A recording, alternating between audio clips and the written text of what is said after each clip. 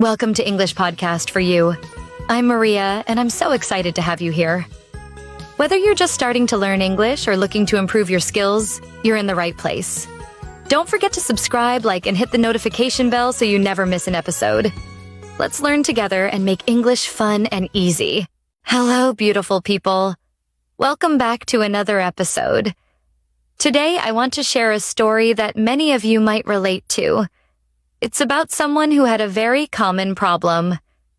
She could understand English well, but when it was time to speak, she felt completely stuck. Let me introduce you to Emma, a young woman who had spent years learning English. She studied grammar, watched movies, and read books. Yet whenever she had to speak, she felt stuck. Emma had spent years studying English, watching movies and reading books. She could understand conversations, even complex ones, but when it was her turn to speak, she froze. Sound familiar? If you're in the same boat, keep listening, because today I'll share Emma's story and the powerful lessons she learned.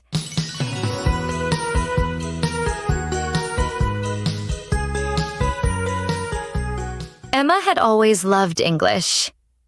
She watched her favorite TV shows without subtitles and could even follow YouTube tutorials. But when she needed to say something in English, it was like her brain went blank. One time she was at a cafe, and a tourist asked for directions. She knew exactly what to say in her head, but when she opened her mouth, nothing came out. Her heart raced. Her palms got sweaty, and she just pointed instead of speaking.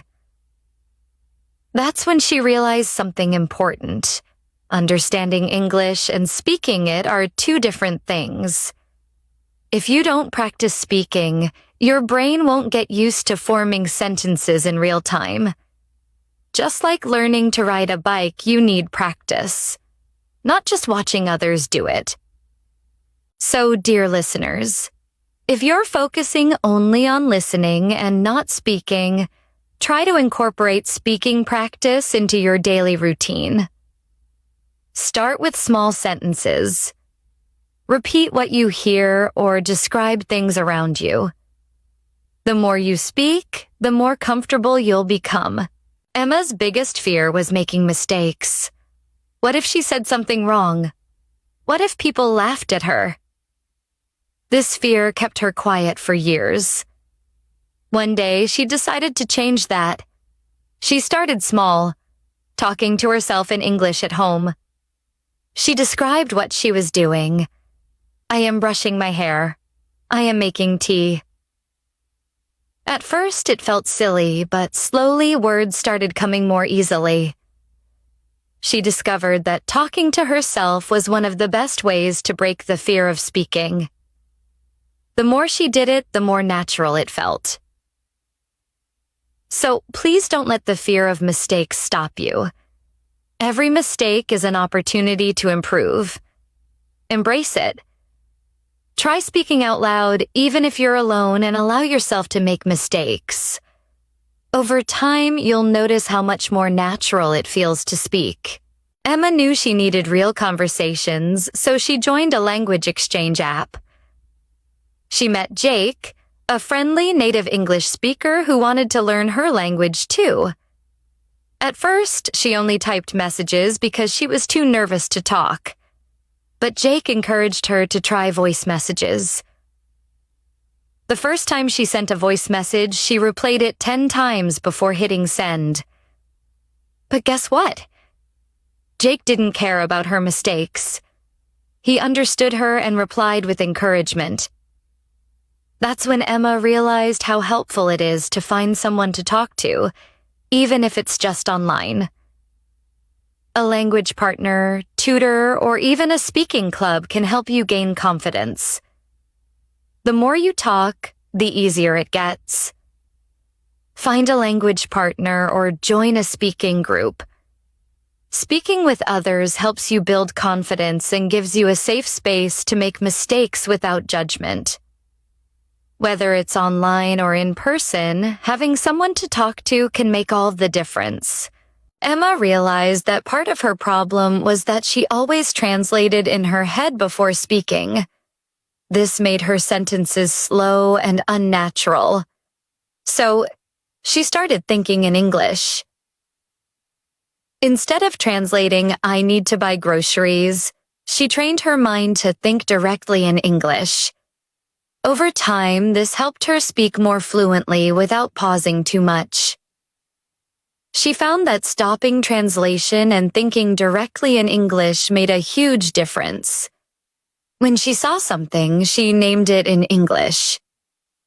When she had a thought, she tried to express it in English. This sped up her ability to form sentences. So please challenge yourself to stop translating everything in your head. When you see something, think about it in English. Start practicing thinking in English for simple thoughts and gradually build it into more complex ones. This will help you speak faster and more naturally. One day, Emma's friend introduced her to an English-speaking colleague. Instead of panicking, she reminded herself, "I don't have to be perfect. I just have to communicate." She took a deep breath and started talking. She made mistakes, yes, but the person understood her. And that was the most important thing.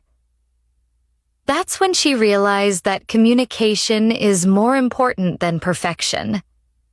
Nobody speaks perfectly all the time, not even native speakers. Expressing your ideas matters more than speaking flawlessly. Remember, communication is more important than perfection. It's okay to make mistakes as long as you get your message across. When you're speaking, focus on expressing your thoughts, not on speaking perfectly. One of the easiest ways to start speaking English is by using simple phrases. Instead of worrying about long, complicated sentences, focus on short and clear expressions. For example, instead of saying, "I am currently feeling a bit tired because I didn't sleep well last night," you can say, "I am tired today. I didn't sleep well." Simple sentences make communication easier and help you gain confidence. As you practice, you will naturally start adding more details to your sentences. So, dear listeners, Emma's journey shows us that understanding English is only half the battle. To speak fluently, you need to practice, make mistakes, and push past your fear. Speaking is not about perfection. It's about connection. If Emma can do it, so can you. Here are some of the key takeaways from her journey. First, speaking is a skill, just like riding a bike. You need practice, not just knowledge. Second, speak out loud even if you're alone. Describe your day, your actions, or even talk to yourself in the mirror. Third, find a language partner, a tutor, or join a speaking club to have real conversations. Fourth, stop translating everything in your head. Train your brain to think in English. Fifth, remember, communication is more important than being perfect. Mistakes are part of learning. Emma's journey wasn't easy, but step by step, she overcame her fear. And you can too. If you can understand English, you're already halfway there. Now, it's time to train your speaking muscles. So, speak every day. Don't be afraid of mistakes, and have fun with the process. If you have any problems or need help with speaking English, feel free to let me know in the comments. I'm here to help you. Until next time, keep learning, keep speaking, and remember, you are amazing. Bye for now.